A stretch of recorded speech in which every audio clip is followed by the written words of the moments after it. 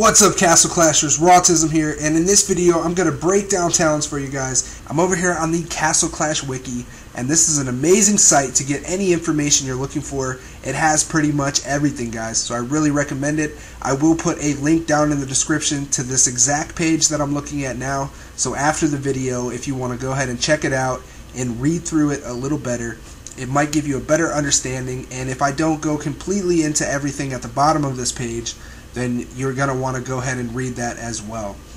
Now, what are talents? Talents are passive abilities for heroes. The higher the level of talent, the stronger the effects are. The level of a talent can't be increased. Instead, the player is given the possibility to roll for a new talent. Rerolling a talent means to receive a randomly generated talent. This means you can even get the same talent again or with a higher lower level at the cost of 300 gems in the Hero's Altar. The player can either accept the new talent or forfeit it and keep the old talent. Both level and type of talent are random and don't depend on anything. Some key points. Every hero can have any talent. Each hero only benefits from his own talent, and stat boosts from Sprint, Berserk, and War God are not shown in the hero window, but they do affect the stats. Some of the talents are less common. Deadly Strike, Berserk, and War God are generated less often. So that means when you're re-rolling talents, you have a less chance to roll Deadly Strike, Berserk, and War God as you do the other talents. And I have a couple friends who have told me they have a horrible time trying to get Berserk on certain heroes, and this is going to be why, guys. It's generated less often. Alright, let's go down here, and this is where we're going to break down every talent. I'm going to give you my opinion, and I'm basically going to explain what it does and how it affects your hero.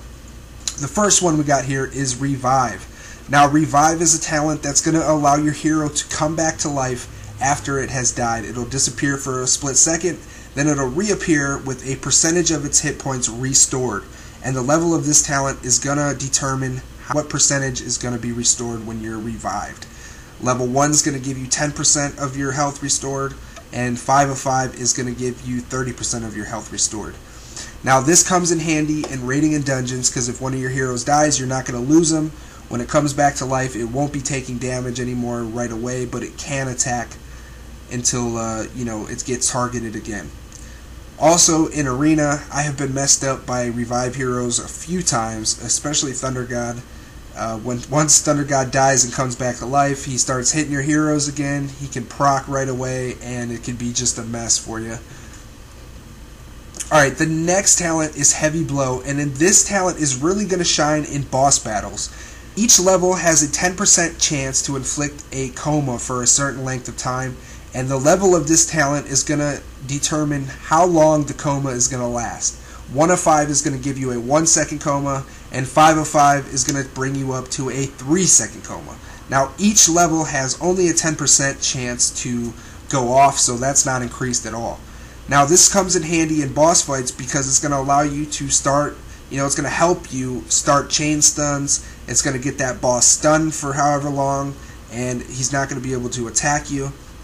This could be useful in Arena as well, but it's kind of minor. I do have 5 of 5 Heavy Blow on my Druid, and when I'm running him in the Arena, if he gets that Heavy Blow to proc on the enemy's lead hero, then they're stunned for 3 seconds. And now if it's in a 5-5 Revitalized Thunder God or Pumpkin Duke and Druid gets that stun off on those guys, then they're not going to get to proc at all, because after 3 seconds they will be dead for my heroes. So that helps out sometimes. But again, guys, it's only a 10% chance to go off, so it's not that big of a chance. Alright, guys, moving on. Next talent is Revitalize, and this is by far one of the best talents in the game. This comes in very useful in Arena, as well as boss battles on some heroes. Now, what this talent does is at the beginning of the battle, your hero starts with some of his energy already filled up, and the level of this talent determines what percentage. At 1 of 5, you start the battle with 20% energy, and at 5 of 5, it goes up to 100% energy. Now, in Arena, if you have 5 of 5 Revitalize, as soon as this hero swings one time, then his special skill is going to go off. And that comes in handy to put out high damage quickly, also to get stuns off quickly from Thunder God, and damage from Spirit Mage. Just basically an all-around good talent in Arena. Now on Champion and other heroes, it comes in handy in boss battles. Pumpkin Duke, it gets their skill going quicker. So yeah, that's a very, very desirable talent, and what most people aim for that want to succeed in Arena. Moving on to Scorch. Scorch is a damage reduction talent, and at 1 of 5 it has a 5% chance to negate all damage when attacked. And at 5 of 5 it goes up to a 9% chance to negate all damage when attacked. And what that means is every time your hero takes damage, there is a chance that it will not count at all. It won't affect your hero at all. And I mean, if you pay attention here, at 5 of 5 it's only a 9% chance, guys. So that's why this talent is underused, because the percentage of it to work is so low that it's pretty useless, in my opinion. Alright, Self-Destruct.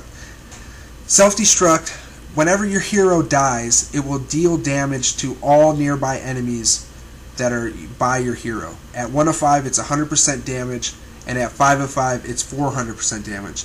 And that damage is coming from your hero's base damage, which is listed under your hero as attack or ATK. So when it dies, it basically explodes and damages the enemies around it. Now this used to be good in Arena. I don't really see a need for this talent anywhere in the game anymore. So that's why it's underused now. Now next we got Deadly Strike. And Deadly Strike gives you a 10% chance to deal a multiplier to your damage when you're attacking normally. 1 of 5 gives you a 10% chance to deal 3 times more damage, and 5 of 5 gives you a 10% chance to deal 7 times more damage. And this talent only affects normal attacks. It does not affect hero skills.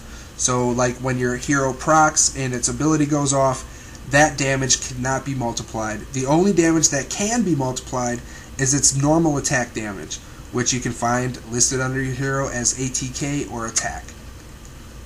So that talent is, it's kind of useful, I guess, in some situations, but it's not one of the more desirable talents in the game because of what it does. Now, Flame Guard, we have another damage reduction talent, and at 1 of 5, this one is going to deflect 8% of damage taken. Now, this works all the time. There's not a chance for it to work. It is always working. So at 1 of 5, 8% of damage reduction, and at 5 of 5, you're going to deflect 20% of damage taken. So at 5 of 5, all the time that your hero gets hit, it's only going to be taking 20%, or 80% of what the damage actually is. The other 20% will be deflected. Now we have Blade Shell. This is another damage reduction talent. At 1 of 5, it has a 5% chance to deflect 100% of damage taken, and at 5 of 5, it has a 9% chance to deflect 100% of damage taken. Now, this is the same as Scorch up here, where the percentage is so low that it's really not worth having this on your hero, in my opinion. Yes, if you can't get a better talent on your tank or another tank class hero, then this might come in handy, but it's not desirable at all, in my opinion. Now, Scatter. Scatter, I've heard people say that Scatter works well in boss fights. I've never seen it proven, but what this talent does is it reduces the target's energy by 5 when attacking. So every time it attacks, it's reducing your target's energy. I'm sure this does affect the arena somewhat, but it's not really that useful, and I wouldn't really recommend it. So we're going to move on from that. Next we got Slowdown. And Slowdown is probably one of the worst talents in the game, in my opinion. What this talent does is it gives a 25%, at level 1 it gives a 25% chance to reduce enemy speed by 30% for 5 seconds. Now what they mean by the enemy speed is their movement speed, not their attack speed. It's only controls how quickly they are moving, so if they're not moving at all and this goes off, there's really no point. So that's why this is underused and no one really likes it. At 5 of 5, it has a 25% chance to reduce enemy speed by 70% for 5 seconds.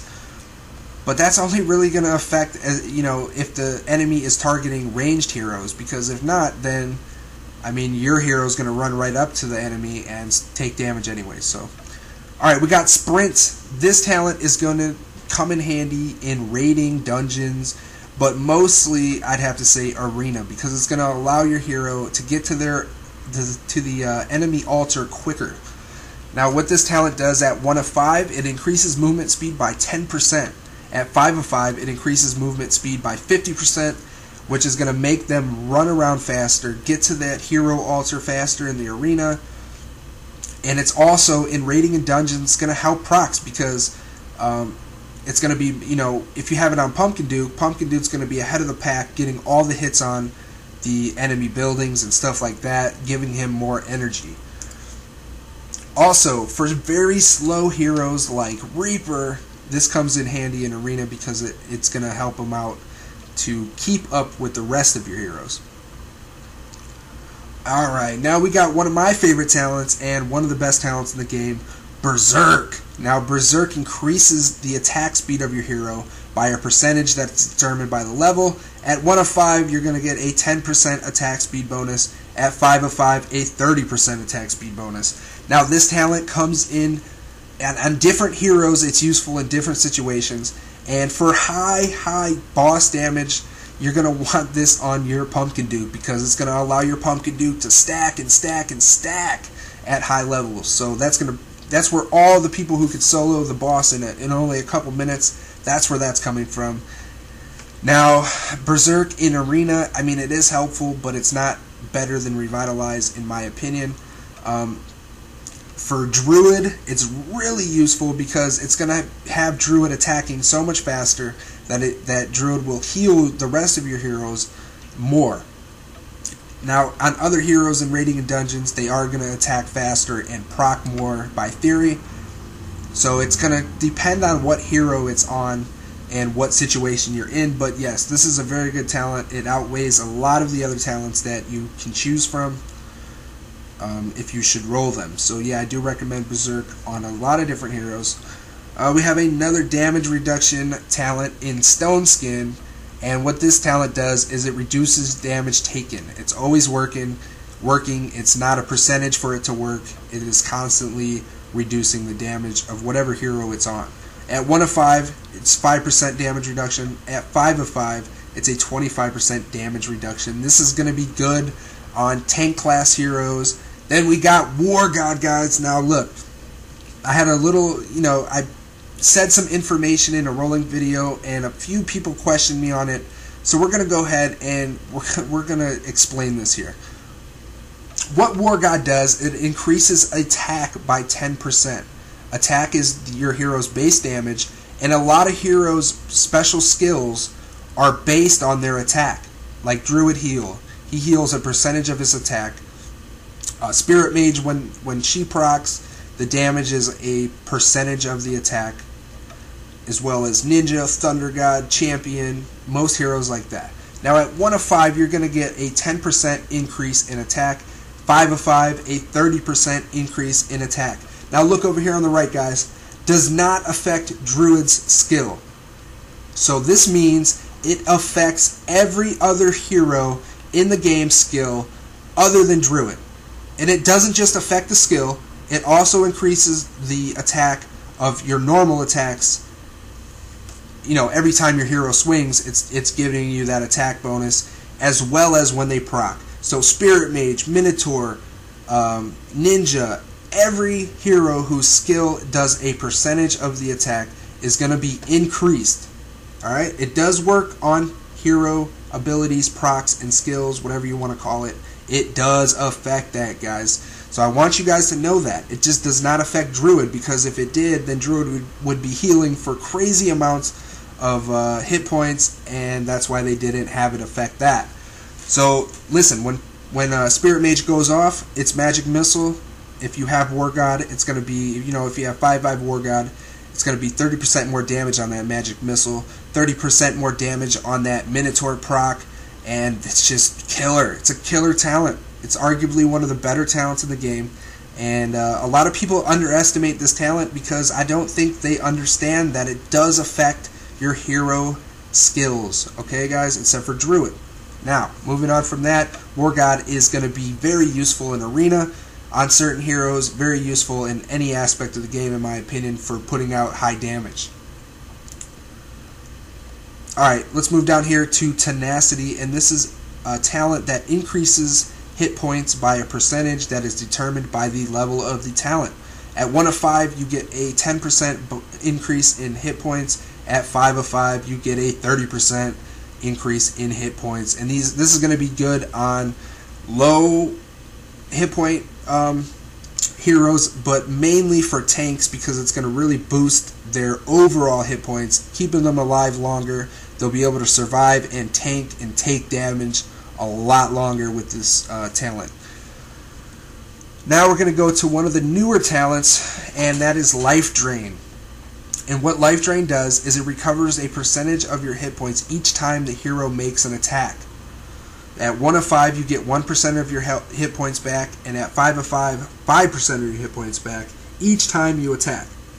Now, on this skill, it only affects normal attacks, not skills. So when your hero's special skill goes off, it is not going to restore any of your hit points when that is happening. Only on your every time your hero swings normally, then it will kick in and it will heal your hero as they do damage to other things. Now, guys, this does work on buildings, not just other troops or heroes. So if you're banging away on a building, you're going to be healing yourself at the same time.